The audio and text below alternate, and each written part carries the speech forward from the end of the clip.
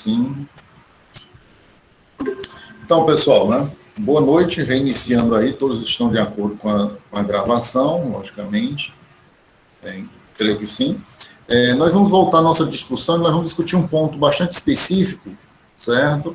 Mas para que a gente compreenda esse nosso ponto específico, nós precisamos compreender toda a dinâmica das discussões que a gente tem desde o primeiro dia de aula, e para que vocês visualizem na mente, né, uma estrutura de uma empresa.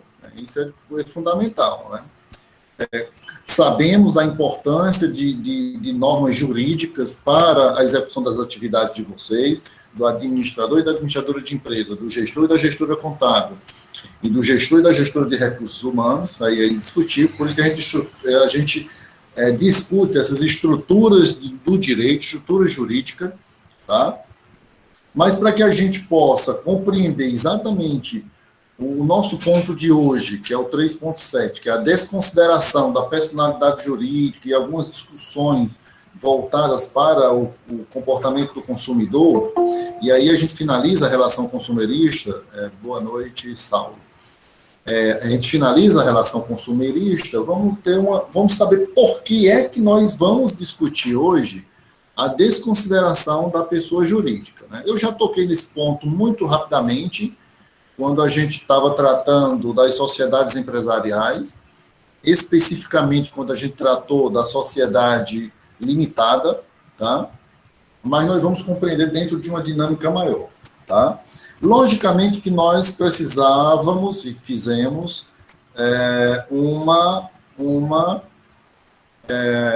uma discussão e um aprofundamento, né, onde a gente buscou discutir o conceito jurídico, né, conceito de direito propriamente dito. Claro que aí nós fizemos toda uma discussão, isso nós construindo aqui essas bases aqui, tá? Essas bases. Então, a gente discutiu o direito, por que o direito, a sua repercussão, fizemos um aprofundamento, construindo essas bases de conhecimento, e uma discussão reflexiva e crítica sobre esse direito, né? Vimos que essa discussão reflexiva e crítica sobre o direito, e as normas que as empresas seguem, que os contadores, gestores contábeis, gestores de recursos humanos executam, ele vem de uma fonte, então ele surge de uma fonte. Por isso que nós analisamos as fontes jurídicas que vão fundamentar as decisões de vocês na gestão como um todo. Gestor contábil é gestão também, né? E aí a gente vimos que as fontes temos as fontes como a lei, a Constituição, as decisões dos tribunais, temos o entendimento de doutrinadores, de grandes pessoas que escreveram sobre o tema, né? Então, isso tudo fundamentam, esse conjunto de fontes de normas fundamentam a decisão do administrador e da administradora, e do gestor e da gestora contábil, e do gestor e da gestora de recursos humanos. Tá? Só que a gente precisava aprofundar mais que essas relações de poder, elas possibilitam a existência de um poder, elas possibilitam que essas relações, tanto pessoais, locais, de comunidade, acaba fazendo surgir também as normas, né? E nós vimos que as normas, elas surgem em função de um contexto, de uma determinada situação, que vem a norma para harmonizar aquele contexto, aquela localidade, a população como um todo. E aí a gente viu que, para que surja essa norma na base, nós temos aí as discussões de Michel Foucault, e ao mesmo tempo nós temos a teoria pura do direito de Hans Kelsen, que diz que o direito tem que ser positivado, nós não podemos fazer ou deixar de fazer alguma coisa, senão em virtude de lei, tem que estar escrito, tá? Que é o que rege o nosso país, né? O nosso direito, ele surge do chamado civil law, certo? Romano-germânico, nós vimos isso, tá? Em uma das nossas discussões. Então, é o civil law, diferente, logicamente, do direito anglo-saxão, né? Que é e como nós temos na Inglaterra, Estados Unidos, que é mais o direito dos costumes, né? Então, diverge nesse ponto, nesse contexto, né? Esse contexto.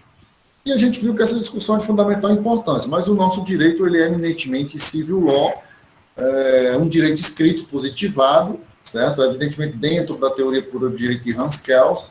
Mas professor, mas por que é importante eu saber disso? Poxa, simples. Você é administrador e administrador de empresa, gestor e gestora contábil, gestor e gestora de recursos humanos, e você vai executar ações, você está executando, está deixando de fazer algo, ou sendo obrigado a fazer algo porque a lei manda, certo? Na sua gestão. E qual a razão de ser disso? A razão de ser é isso que nós estamos discutindo, aprofundando.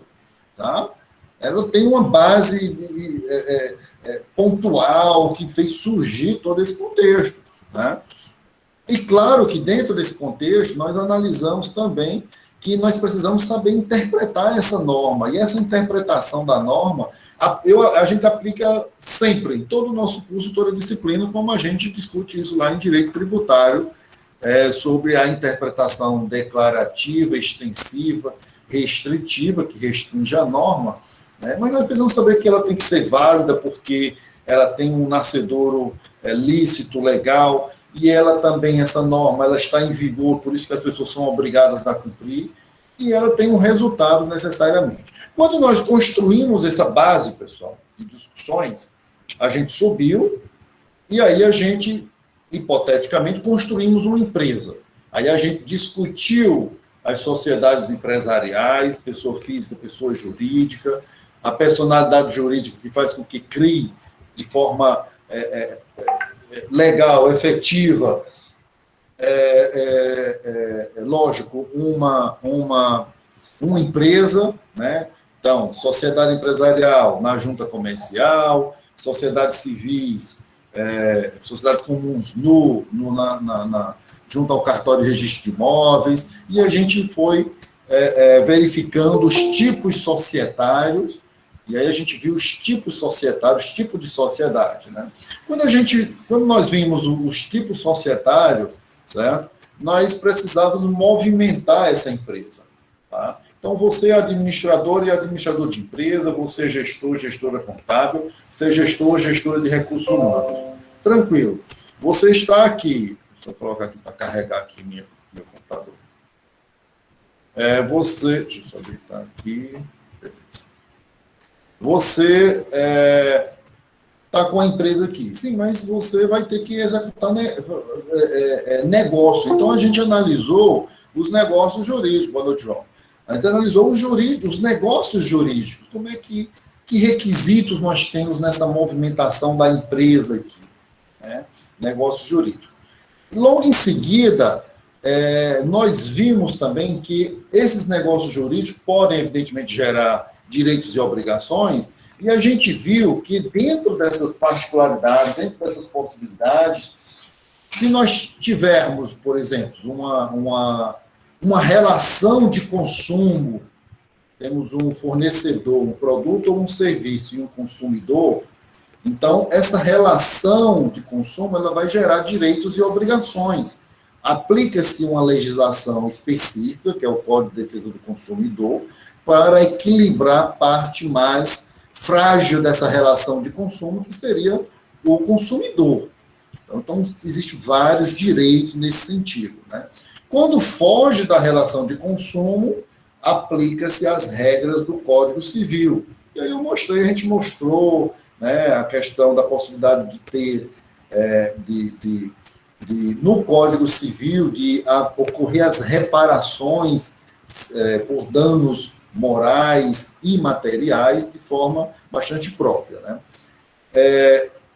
E, evidentemente, minhas queridas e meus queridos, quando a gente discutiu essa relação de consumo e a questão é diretamente vinculada a responsabilidades da empresa, responsabilidades do consumidor, certo?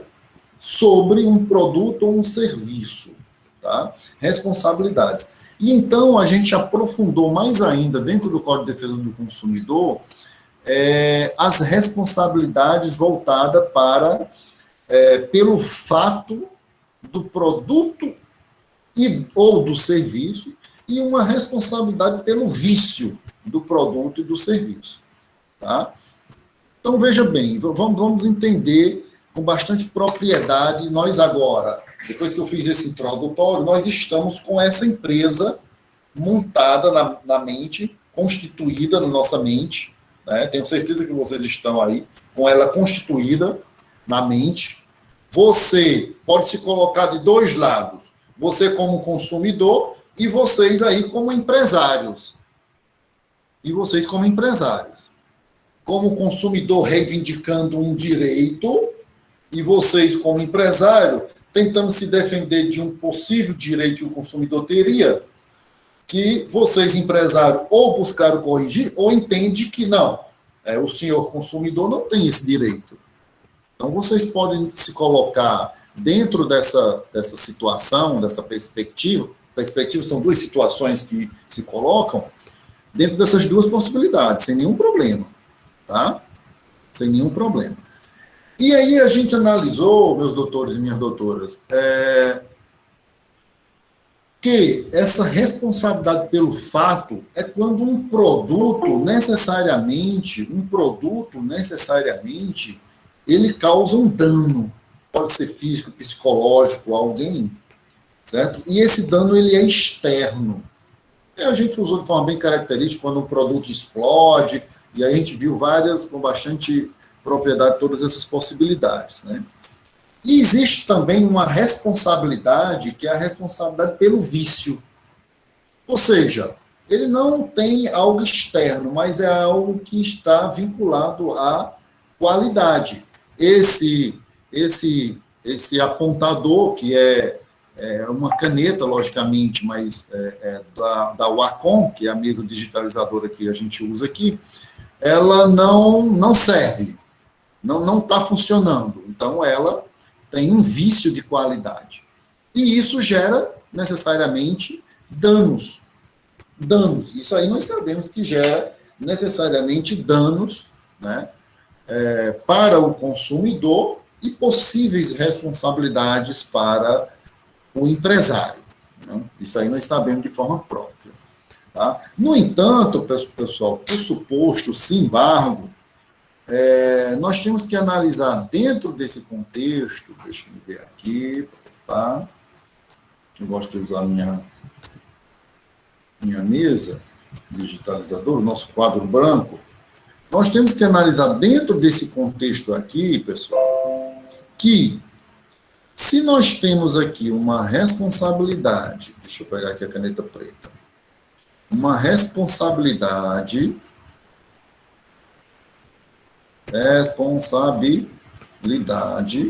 da empresa, nós temos aqui o consumidor.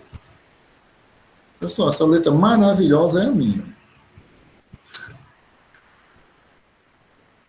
Viu, né, Aniela? Eu estou lhe vendo.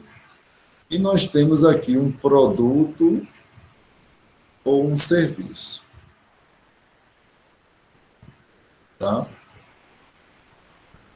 E aí o seguinte, pessoal, se nós tivermos aqui um possível fato ou um possível vício, nós já vimos isso. Aqui esse tem um dano externo, esse é de qualidade ou de quantidade. Tá? Se nós tivermos essas duas possibilidades, e aí, como se defender este daqui, frente a este daqui, quanto a isto aqui? Show de bola, certo? Como se defender? Então, o produto ou o serviço, ele causou um dano, tá? E aí foi de fundamental importância, meus doutores e minhas doutoras, o pessoal lá de Direito Tributário ficam fazendo meme comigo, porque eu fico dizendo, meus doutores e minhas doutoras. E aí foi importante nós analisarmos, pessoal, olha como é importante esse nosso conteúdo, pessoal. E também como é importante a gente ter feito todo esse pequeno retrospecto rapidamente para a gente ter na mente a empresa. Nós estamos com ela constituída na nossa mente agora, certo? Aqui, fizemos negócio jurídico e estamos analisando esse contexto aqui. Como esse consumidor aqui, ele vai reivindicar os seus direitos, Foi de fundamental importância nós analisarmos nestes dois aqui, deixa eu apagar o quadro, o tempo. Como assim? O tempo para que o consumidor possa reivindicar algo da empresa. Tá? E nós vimos aqui pela responsabilidade, pelo fato, temos um prazo prescricional de 5 anos, e aqui nós temos, pode ser diferente, de 30 dias ou 90 dias. Aqui é não duráveis, e aqui são produtos duráveis. Beleza? De fundamental importância. E aí a gente vem, pessoal, para uma pequena situação. No nosso exemplo hipotético, aí nós vamos para a parte prática, pessoal. No nosso exemplo hipotético, o consumidor está no prazo, tá?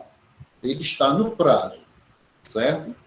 Vamos primeiro analisar, ele está no prazo legal para reivindicar algo da sua empresa. Da sua empresa, de vocês aí, pessoal. Você é responsável da sua empresa. E aí ele está com esse produto, com esse problema, ou ele explodiu, ou ele tem um fato, ou tem um vício, não, tranquilo, certo? Como ele vai proceder, pessoal? Preste atenção. Logicamente, ele vai ter que procurar ou um defensor público ou um advogado particular, porque somente quem tem o jus postulandi, somente quem possui o jus postulandi ou o direito de postular é que pode movimentar a máquina judiciária. E essas pessoas são os advogados, que pode ser particular ou públicos. Tá? Então, vão procurar, evidentemente, o consumidor. E aí, pessoal, os advogados e o jurídico tem que ter bastante cautela para que se prove alguns requisitos para que você possa conseguir, consumidor, uma restituição por um dano moral ou um dano material. Tem requisitos para isso, pessoal. Não é assim, tá? Não é assim. Por quê? Porque por isso que vem o Código de Defesa do Consumidor, pessoal, que vem equilibrar a parte considerada frágil nessa relação de consumo, frente a uma grande corporação. Imagine um banco, né? Imagine uma grande empresa, certo? Então, você tem que ter muito cautela nisso aqui. Para que você entre com essa busca desse direito, você tem que provar, logicamente, deixa eu me dar uma baixada aqui, você tem que provar, logicamente, certo? Quanto ao dano moral, logicamente, um abalo à sua honra, decoro, um abalo à sua honra, dignidade. Dignidade da pessoa humana, como tem isso, certo? E existem alguns procedimentos para que se prove isso, pessoal. Ora, você tem que ter, preliminarmente, um dano. Qual foi o dano? O dano foi o produto ou o serviço que causou esse dano por um fato ou por um vício.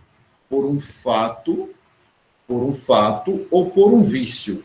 Então, beleza, nós já temos o primeiro requisito, que seria esse dano, certo? Esse dano, né? E esse dano, ele foi causado, pessoal, né, por um ato praticado, um ato lesivo. Esse ato lesivo, ele decorre de uma atividade, de uma ação do empresário que colocou no mercado um produto que causou esse dano.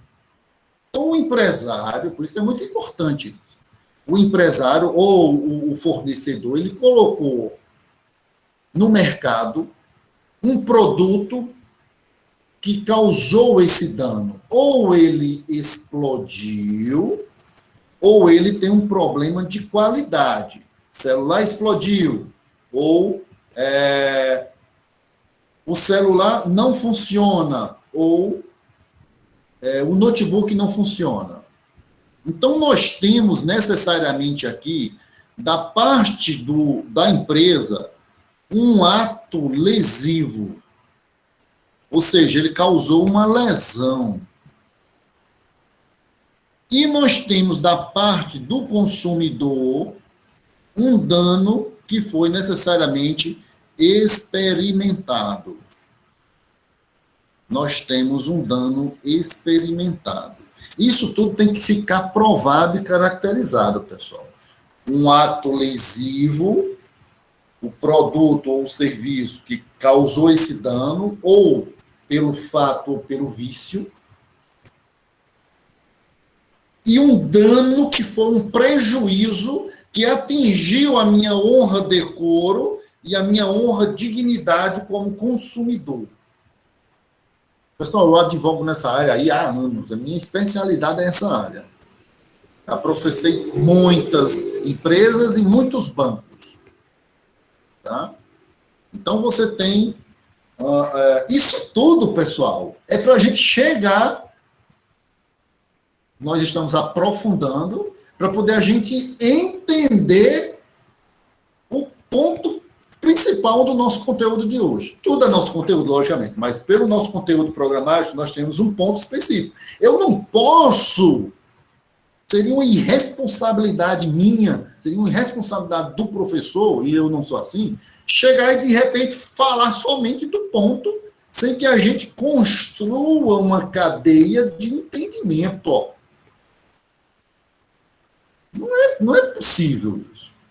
Então, nós temos aqui um ato lesivo e um dano experimentado, um ato lesivo causado pela empresa ou fornecedor, e um dano experimentado pelo consumidor, que foi o prejuízo, o abalo, que atingiu a sua honra, decoro, a sua dignidade, a sua pessoa, né, o seu decoro, ou seja, como as pessoas vão me ver perante terceiros, tá? A minha honra, etc, tal, dependendo da circunstância, né?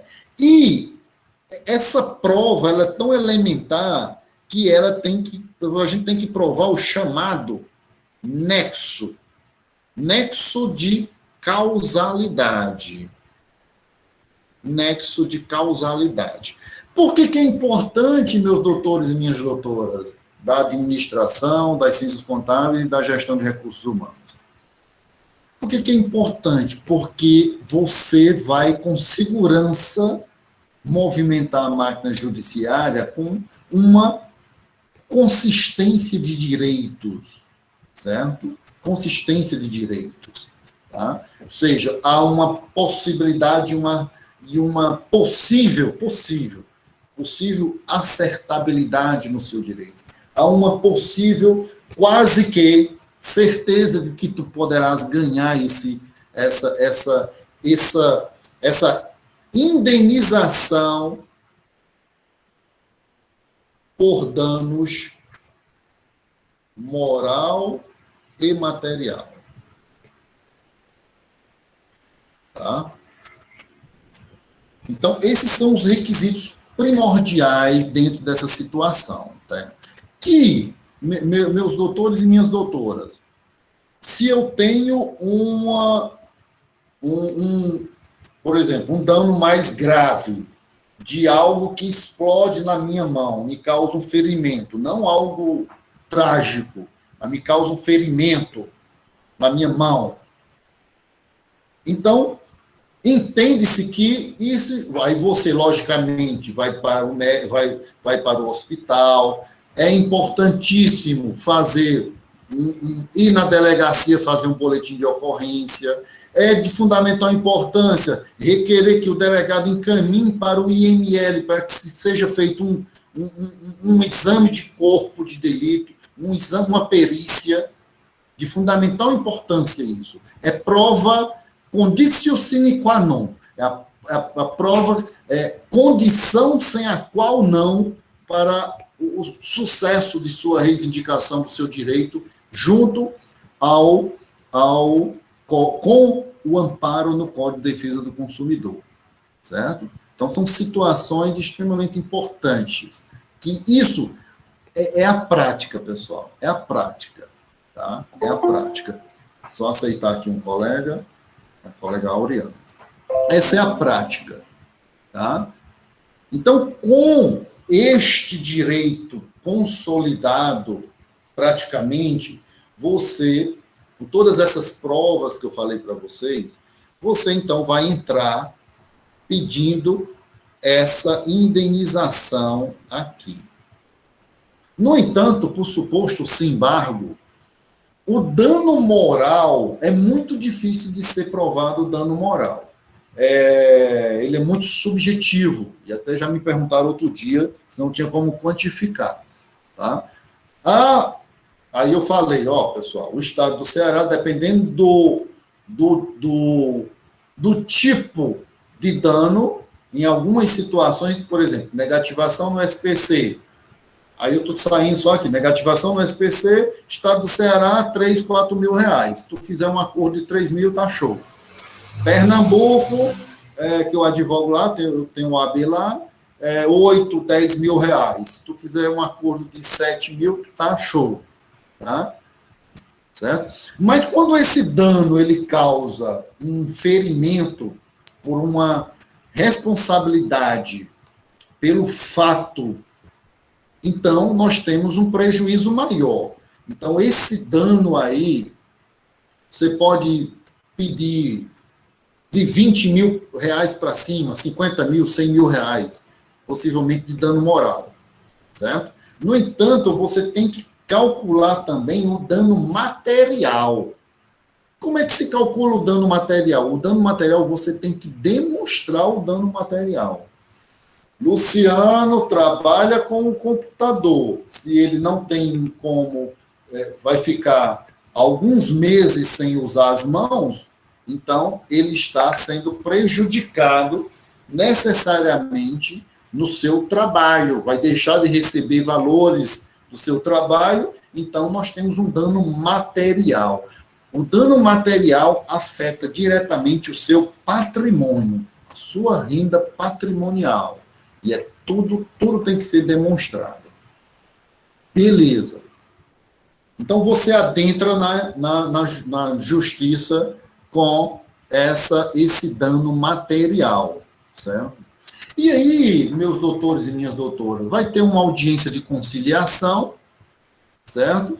Essa audiência de conciliação vai ser possibilitado às partes fazer um acordo. A empresa quase sempre faz acordo. Cede, você cede também. Encerrou, todo mundo satisfeito. Não encerrou. A empresa diz que não deve a você, mas você diz... A empresa diz que não causou esse dano a você, a culpa é sua. Você diz, não, mas você se municiou. Você teve as cautelas, meus doutores e minhas doutoras, de quando ocorreu a explosão do equipamento e feriu minha mão, fui no hospital, fiz todo o tratamento, eu tenho os comprovantes de tudo do que eu foi gasto, de remédios, etc. É material, dano material. Tá? Foi na delegacia, fiz um boletim de ocorrência, foi encaminhado para o IML para fazer um laudo, uma perícia, um exame de corpo de delito. Tem o laudo comprovando que foi em função de uma explosão decorrente do produto tal. É uma prova que a gente chama robusta, muito difícil de ser contestada. Entende que vocês foram municiados?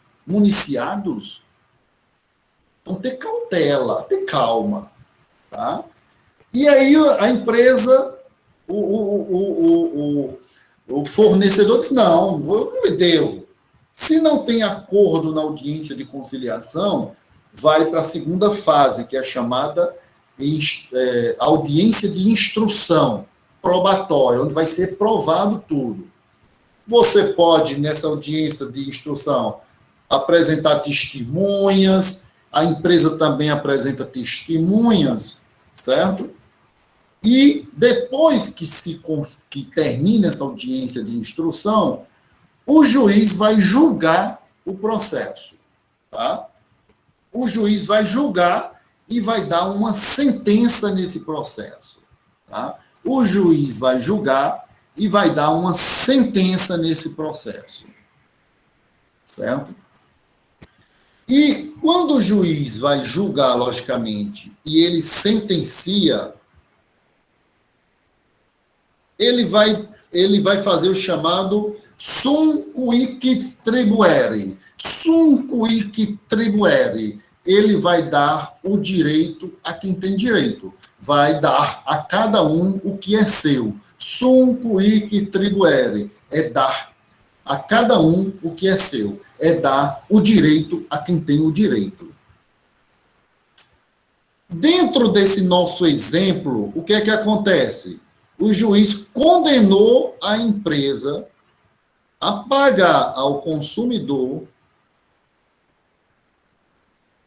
uma indenização, pelo nosso exemplo, digamos que seja de 50 mil por danos morais, mais uma, digamos, 20 mil por danos materiais. Nós temos aqui uma condenação de 70 mil reais. Terminou aí? Não, meu doutor, minhas doutoras e meus doutores. O juiz sentenciou, tu já ganhou? Em parte, não está ganho ainda. Porque da sentença cabe apelação. Se a empresa recorrer em 15 dias para o Tribunal de Justiça, ou dependendo do caso, para as juntas do juizado especial no Tribunal de Justiça, esse processo vai para o Tribunal de Justiça, vai demorar um tempo lá. Tudo eletrônico e haverá defesas lá. E você, então, vai se defender lá também. Hipoteticamente, no nosso exemplo, pode acontecer duas situações. A empresa não recorre. Se ela não recorre, ela perdeu e você ganhou 70 mil na condenação. É uma situação. A empresa recorreu para o tribunal, mas lá no tribunal a empresa perdeu novamente. E você também ganhou, continuou ganhando os 70 mil. Você ganhou 70 mil reais. Já vou receber os 70 mil reais? Não. Pessoal, eu estou caminhando para o nosso ponto de hoje.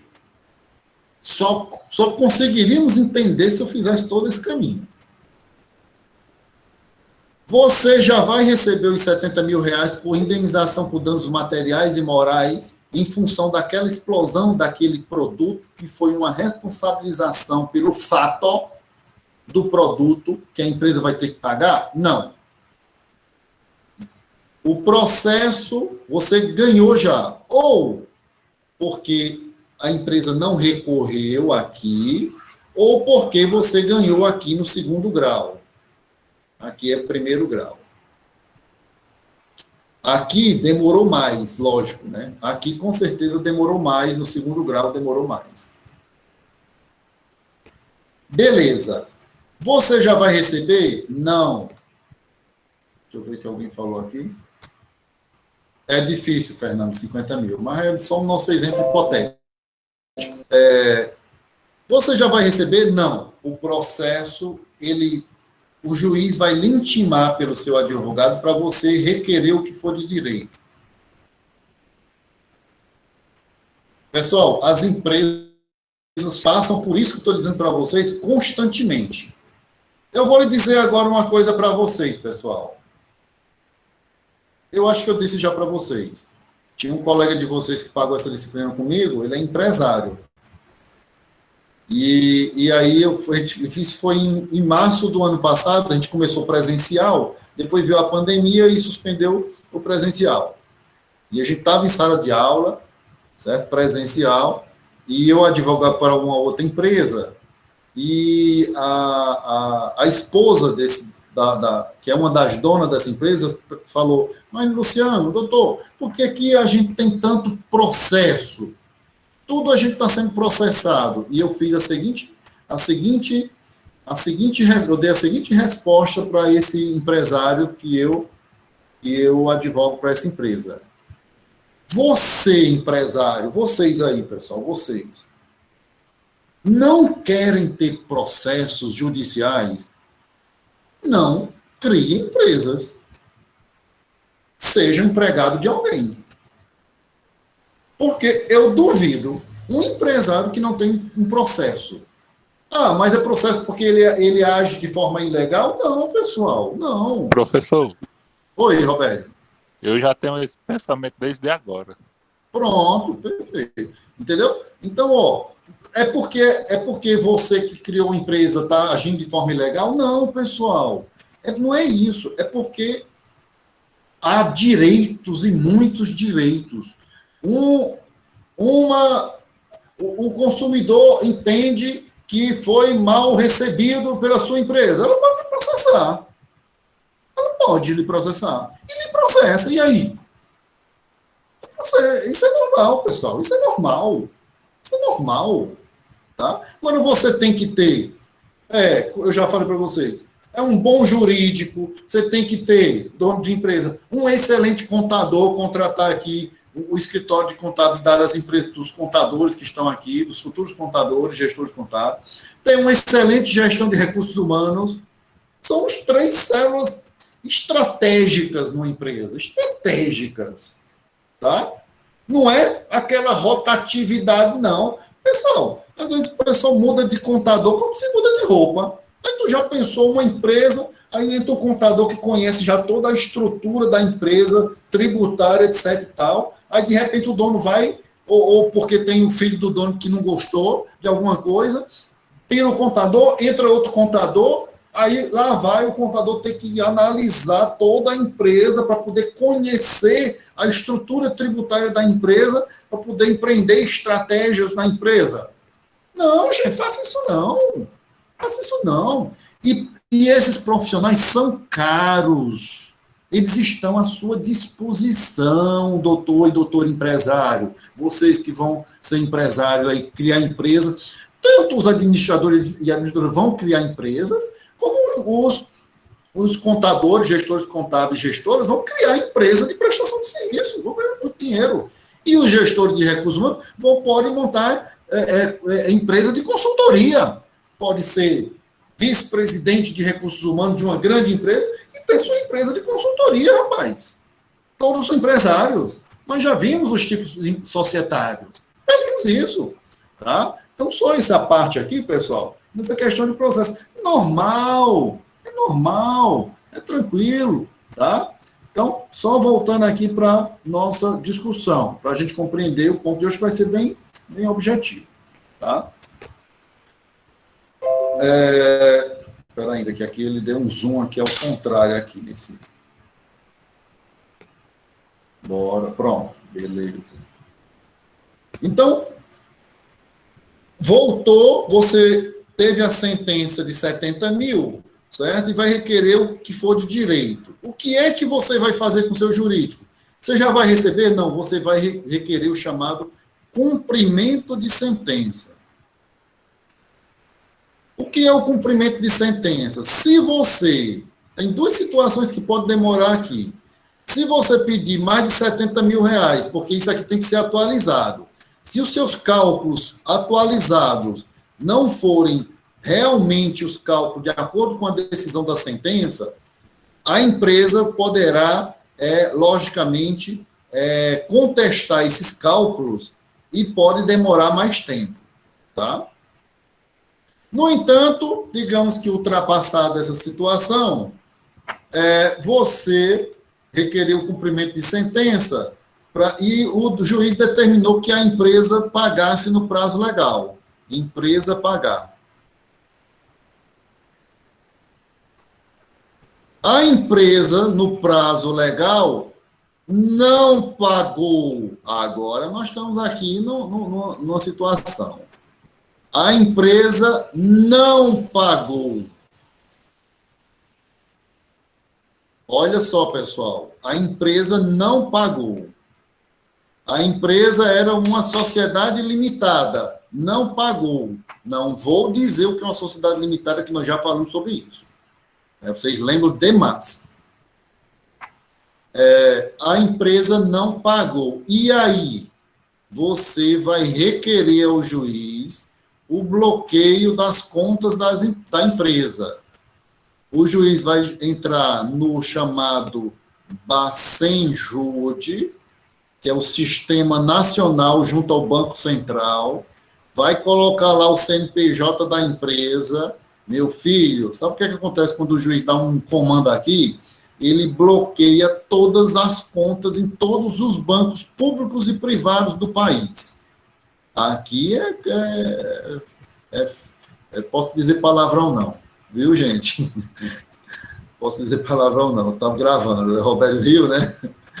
Posso dizer não. Aqui o negócio pega, tá? Aí você... Calma, professor, calma. Primeiro dinheiro, aí você pode também pedir o bloqueio de bens móveis e imóveis, veículo, propriedade, etc. e tal. Vou complicar o nosso exemplo. O juiz deu o comando aqui no Bacenjude, e também é o primeiro que faz, depois é que vai para os outros.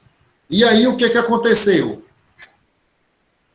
Aí, quando ele puxou aqui o saldo, o que encontrou aqui no saldo?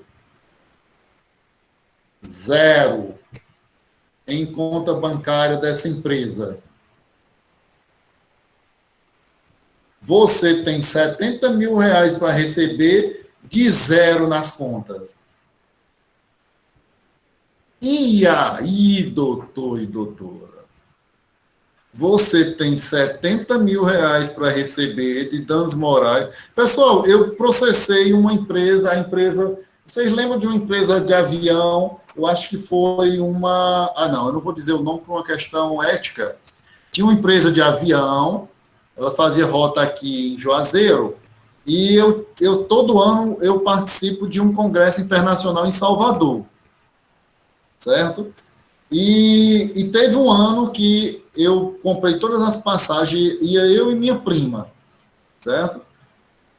A gente foi pegar o avião de madrugada, quando a gente chegou lá não tinha sido cancelado. Eu processei essa companhia, ela me causou um dano moral, porque afetou diretamente, e um dano material, que eu perdi o congresso. Dano moral porque eu perdi o congresso e toda uma repercussão por trás. O material, as passagens de avião e toda a questão do hotel. Então, tudo isso. Sabe o que aconteceu? Eu ganhei o processo. Sabe o que aconteceu? A empresa não tinha nada nas contas dela. Nada. Certo? É mais ou menos esse caso. Nessa situação aqui, 70 mil de 0 contas. E aí, o que é que nós vamos fazer aqui agora? Aí a gente chegou no ponto. Aí agora a gente está entendendo, nós vamos entender o ponto que está lá no conteúdo programático, que vocês podem abrir, vocês acompanham o conteúdo, o plano de aula está lá, eu sou bem Caxias, né? Está lá, e você vai requerer o quê? A chamada... Pronto, aí veja bem, o que é que diz a regra? Eu dei o exemplo aqui de uma sociedade limitada. Por que eu estou dizendo limitada? Porque ela é uma limitada, e vocês sabem que na sociedade limitada é limitada ao capital subscrito, integralizado. Digamos que está lá na empresa, A criou empresa com 20 mil, B com 20 mil, C com 20 mil, essa empresa, hipoteticamente. Então, em tese, os prejuízos da empresa estariam limitados a esses valores. Em tese.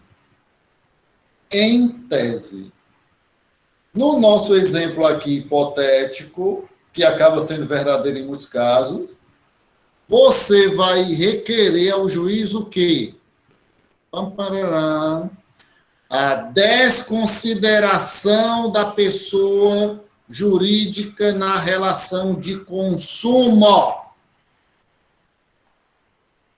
A desconsideração da pessoa jurídica na relação de consumo. Para que a gente busque no patrimônio pessoal bens e valores, valores, né, ou imóveis, destes aqui, para que me pague os 70 mil reais. Me pague os 70 mil reais. Só que aí, meu doutor e minha doutora,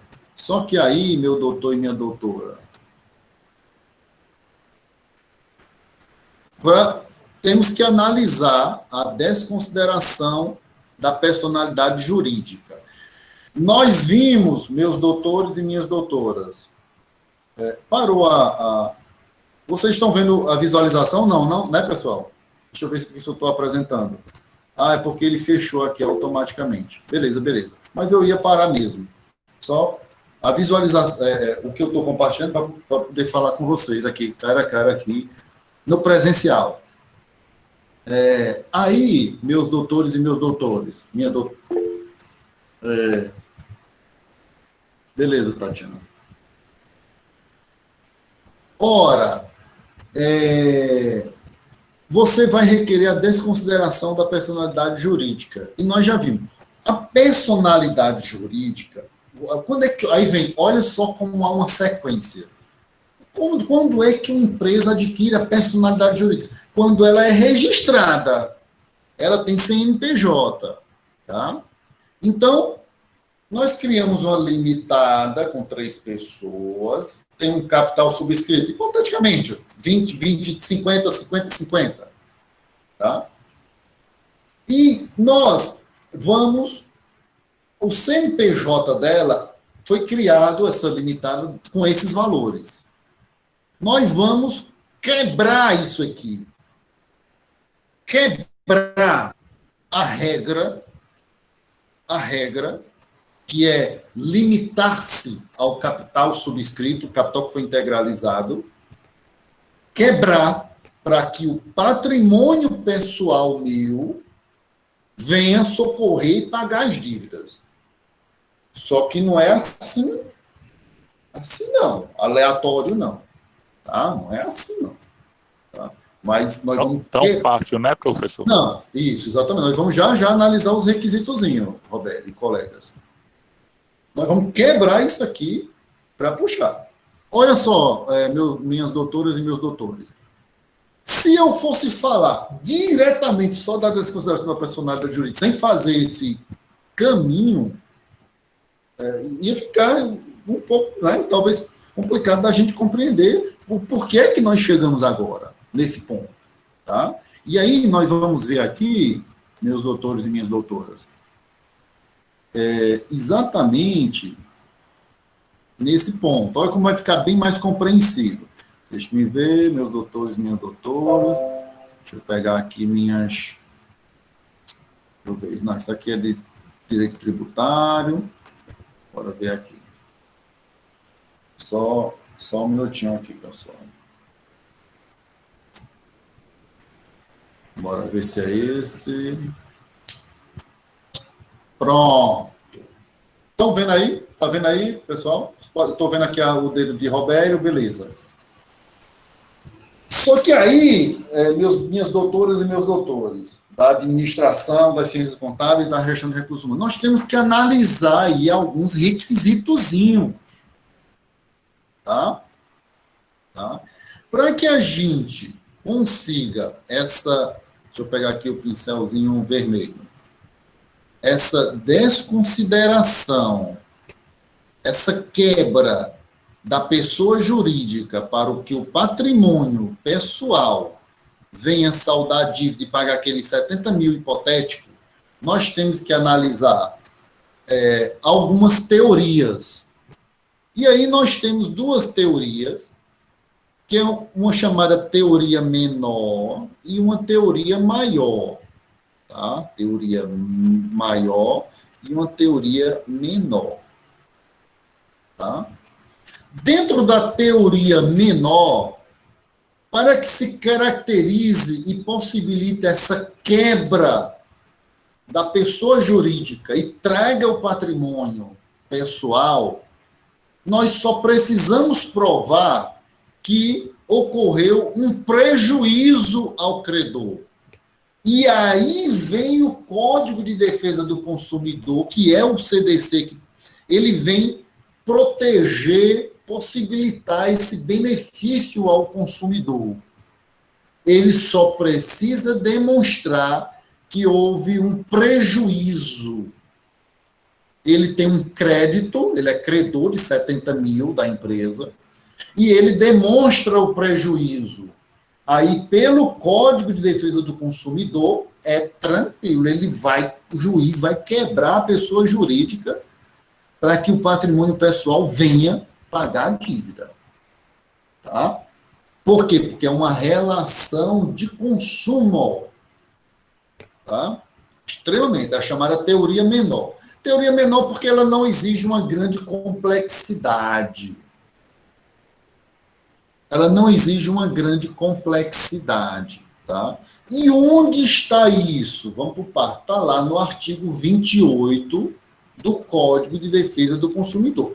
Prova-se, exige-se apenas o prejuízo. O prejuízo, quando a gente viu a responsabilidade pelo fato, que foi o nosso exemplo, foi o prejuízo à minha pessoa, que teve todo um processo judicial e o consumidor ganhou, está caracterizado o prejuízo na hora.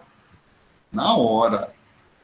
Não encontrou dinheiro nas contas, quebra-se a personalidade jurídica, traz o patrimônio pessoal, porque está caracterizado o prejuízo do artigo 28 do Código de Defesa do Consumidor. E aí eu vou mostrar para vocês. Código de Defesa do Consumidor. Pessoal, eu precisava, aquela coisa, são 21 e 22, mas me aguentem mais um pouquinho, eu vou precisar falar mais, e o que eu vou falar da outra teoria, tá bom? E eu preciso finalizar, pessoal, pelo amor do céu. Vocês vai estar gravado, fiquem à vontade, comigo é show, vocês sabem disso, tá? Mas me deem essa paciênciazinha para que a gente não perca a ideia, né? Senão eu vou ter que reconstruir tudo de novo. Tá? E está lá, meus doutores e minhas doutoras, no artigo 28 do Código de Defesa do Consumidor, que diz o seguinte, o juiz poderá desconsiderar a pessoa jurídica da sociedade quando, em detrimento do consumidor, houver abuso de direito, excesso de poder, infração da lei, fato ou ato ilícito, ou violação dos estatutos ou contrato social.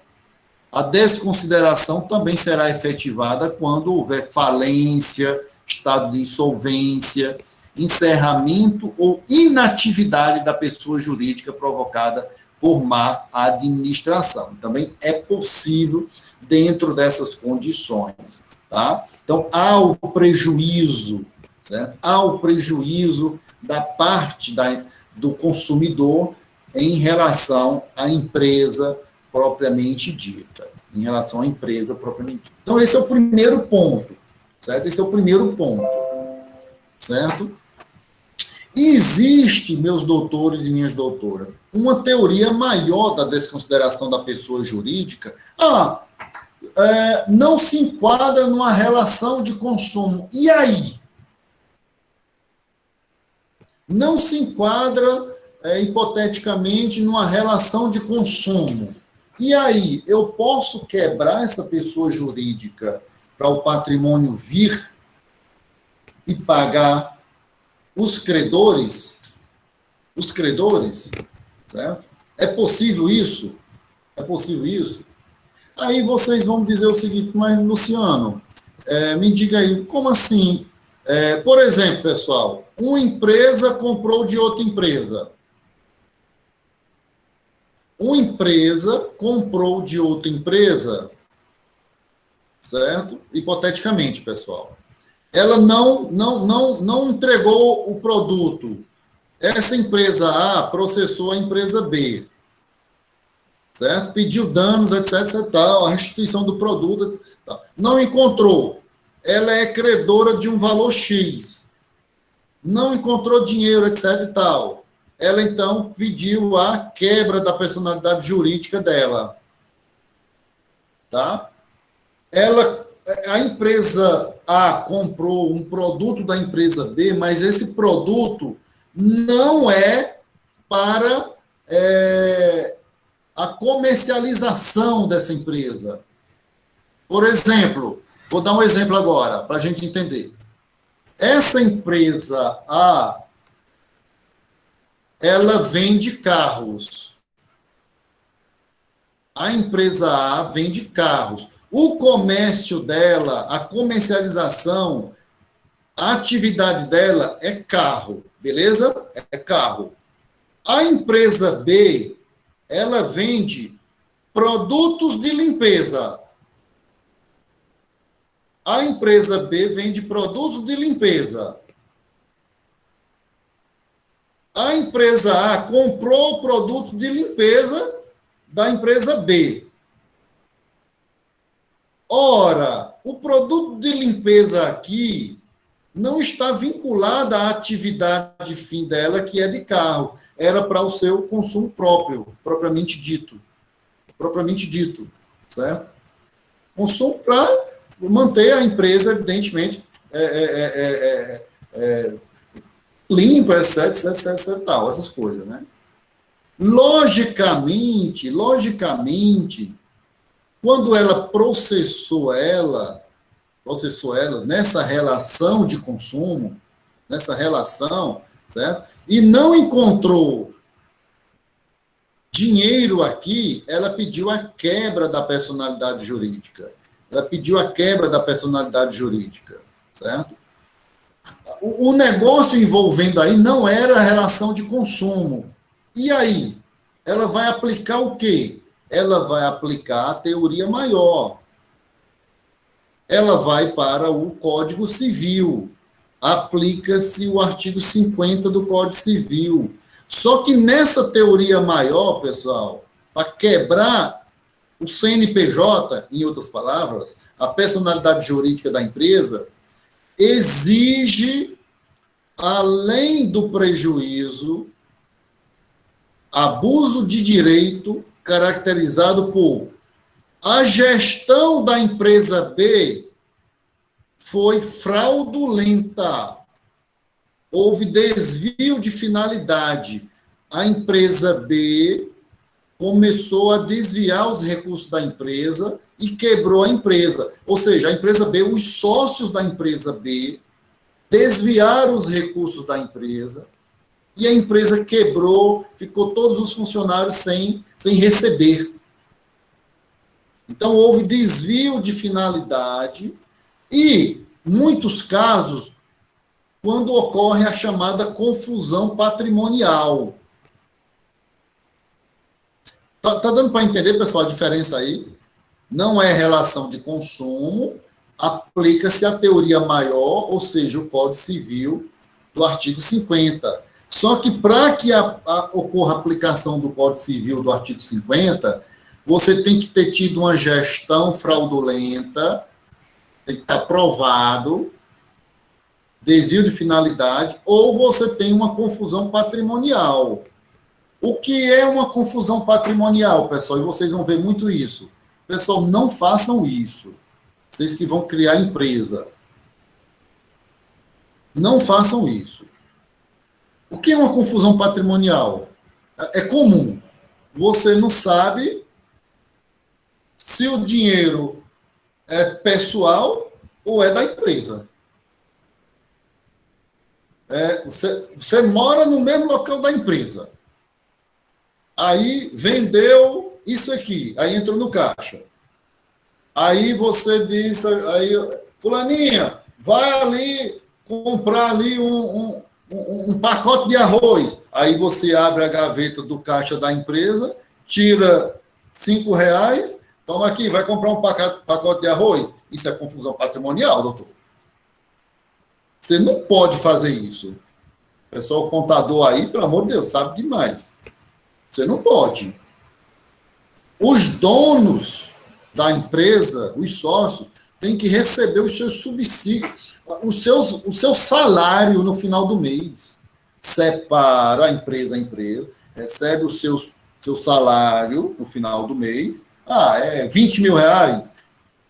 Tira da contabilidade da empresa, joga na sua conta pessoal, e da conta pessoal é que você vai usar seus gastos pessoais, comprar carro, manter a sua casa, etc. E tal. Agora, professor, Oi, Robério. o empresário só pode gastar o dinheiro assim, né, quando fizer o pagamento de seus funcionários, né? Tem que pagar os seus funcionários, porque senão ele vai ser processado, né, Roberto? Então, pagamento do seu tem que ter responsabilidade, né? Exatamente, tem que pagar todo mundo, etc e tal, porque aí, o Roberto falou algo muito inteligente, é exatamente para saber os lucros, né, Roberto? E demais colegas. Houve lucro na empresa? Saldo positivo? Aí você tem uma parte que é para você reinvestir na empresa, né? Que como um acordo deve estar nos estatutos da empresa, e a outra parte é que vai ser dividida entre os sócios, né? Naturalmente, né? Evidentemente, porque, corretíssima a observação de Robério, você pode, digamos, que teve um lucro no mês R$100 mil, mas a situação foi ruim, e no outro mês você teve um lucro de R$50 mil. Oxi, você não pode tirar como se fosse R$100 mil, e quebra, né? Show de bola. Show de bola. Então, só para a gente praticamente compreender aqui. Aí eu vou mostrar no Código Civil, tá? Então, nós temos, para que agir, quando não é relação de consumo, que é essa daqui, a teoria menor, aplica-se a teoria maior do artigo 50 para quebrar a pessoa jurídica, mas para quebrar. Pessoal, quebrar a pessoa jurídica é a personalidade, pelo amor de Deus. Quebrar a personalidade, você tem que provar que houve desvio de finalidade ou confusão patrimonial. Certo? Aí o juiz vai quebrar e vai chamar o patrimônio. Por quê? Se você tem uma gestão proba, né, honesta, foi a situação financeira do país ou mundial que fez com que a empresa limitada fosse à falência. Aí você, o empresário, demonstra que, meu patrimônio é esse. Meu patrimônio está de acordo com o que eu ganho, com o que eu recebo de lucros da empresa todo mês. Está todo direitinho, todo bonitinho. Então, não tem como você quebrar, pessoal, para trazer o patrimônio pessoal. Porque aplica-se a regra geral, por exemplo, no caso da limitada, subscrita ao capital, certo? Ao que foi colocado na empresa. O que é que pode acontecer? você, no lugar de pedir a falência dessa empresa para vender os imóveis da empresa, carros, para pagar, você pode entrar com a chamada recuperação judicial. Recuperação judicial, não vai ser decretada a falência, pelo que é o encerramento da empresa. Recuperação judicial, vocês já ouviram falar demais disso. O juiz determina que seja constituída um grupo de pessoas para administrar a empresa, chama os credores, um representante da empresa, um representante dos funcionários, e vai buscar reerguer a empresa, tá? Reerguer a empresa. Recuperação judicial. Recuperação judicial, pessoal, é a mesma coisa da antiga concordata. Não existe mais o termo concordata. Não existe. O termo agora é recuperação judicial. Agora não, já está com tempo que teve essa nova legislação. Recuperação judicial, tá? Dentro dessa possibilidade. E... peraí. Não pode ser feita a desconsideração dessa personalidade jurídica assim, de ofício. O juiz não pode simplesmente quebrar a personalidade jurídica. Tem que ter um requerimento, uma petição do Ministério Público, ou que é o fiscal da lei, ou do interessado. Quem é o interessado? O interessado é aquele que tem um crédito de R$70 mil naquele nosso exemplo. Ele é interessado. Consumidor interessado pede a desconsideração da pessoa jurídica, né? Temos a possibilidade também da chamada desconsideração da pessoa jurídica inversa, quando há um abuso dos sócios que ele passa a esconder o patrimônio da empresa, certo? Porque vai buscar o patrimônio para saldar os débitos. Ou seja, começa a ser bastante visível pelos colaboradores da empresa que os sócios estão escondendo o patrimônio. O veículo que estava no nome da empresa, de repente, aí um dos funcionários foi lá buscar a renovação do licenciamento, etc. E já percebeu que não está mais no nome da empresa, está no nome de alguém. Então, aparentemente, está tendo uma fraude, um desvio, um abuso, buscando esconder o patrimônio. Isso é também motivo para desconsiderar a pessoa jurídica dessa empresa, tá? Desconsiderar a pessoa jurídica dessa empresa. Vamos ver agora o artigo 50, pessoal. Esse artigo 50 que eu falei para vocês, que é esse caso aqui. O artigo 50 está lá, não é no Código de Defesa do Consumidor, certo? O artigo 50 está lá no Código Civil, que ele traz para nós, deixe-me ver, let me see, please, não.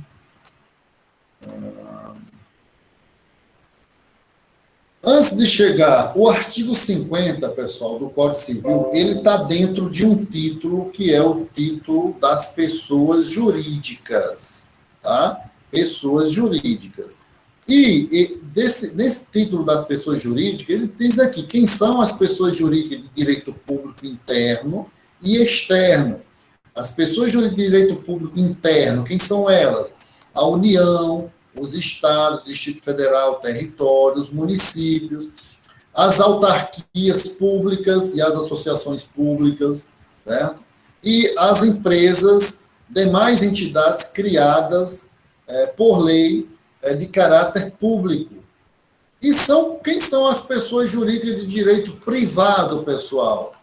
São as associações sem fins lucrativos, as sociedades empresariais, conforme nós já falamos, as fundações, que também não pode ter, são sem fins lucrativos, as organizações religiosas, os partidos políticos e as empresas individuais de responsabilidade limitada. Foi especificado no inciso 6, incluído em 2011 pela Lei 12.441, as empresas individuais de responsabilidade limitada, LTDA, são, foi criado um inciso, uma linha, um inciso 6 do artigo 44, incluindo ela como uma empresa individual de responsabilidade limitada, como uma pessoa jurídica com suas particulares. Mas e por que foi feito isso? Porque houve várias alterações societárias que nós vimos da própria Constituição, criação de uma sociedade, de uma empresa, de uma sociedade limitada, e foi incluída a figura da empresa individual, certo? De responsabilidade limitada, que é a chamada EIRELI, ou EIRELI, como queira, tá? Foi criada essa figura aí, e logicamente foi incluído aqui como uma pessoa jurídica de direito privado, tá? E aqui ele discorre sobre algumas questões procedimentais, e a gente chega aqui no artigo 50, que trata da chamada quebra da personalidade jurídica. E assim diz o Código Civil: em caso de abuso da personalidade jurídica, quando é que vai ocorrer esse abuso da personalidade jurídica? Caracterizado pelo desvio de finalidade, olha aí, desvio de finalidade, gestão fraudulenta, ou pela confusão patrimonial, pode o juiz, só pode como? A requerimento de alguém. De quem? Do Ministério Público, quando lhe couber intervir no processo, desconsiderar a personalidade jurídica para que os efeitos de certas e determinadas relações de obrigações, ou seja, a dívida da empresa, a credores, seja estendido, seja levada aos bens particulares de administradores ou de sócios da pessoa jurídica beneficiados direta ou indiretamente pelo abuso, ou seja, por um desvio de finalidade ou por uma confusão patrimonial que pode levar à quebra daquela empresa, certo? Então, de fundamental importância, pessoal, essa nossa discussão relativa à desconsideração da pessoa jurídica. Pessoal, me dê mais um tempinho, por gentileza, tá? Deixa eu só ver aqui que eu tenho mais um slidezinho aqui. Slide não, esse nosso quadro branco, tá? Me dê aí só um minutinho aí, pessoal. Minutinho não, eu estou mentindo. Só mais um tempinho aí, é melhor, que é mais abrangente. Opa, aqui, entendi. Já sei o que é isso. Ok. Só estou abrindo aqui, pessoal, antes de mostrar para vocês. Opa, tá.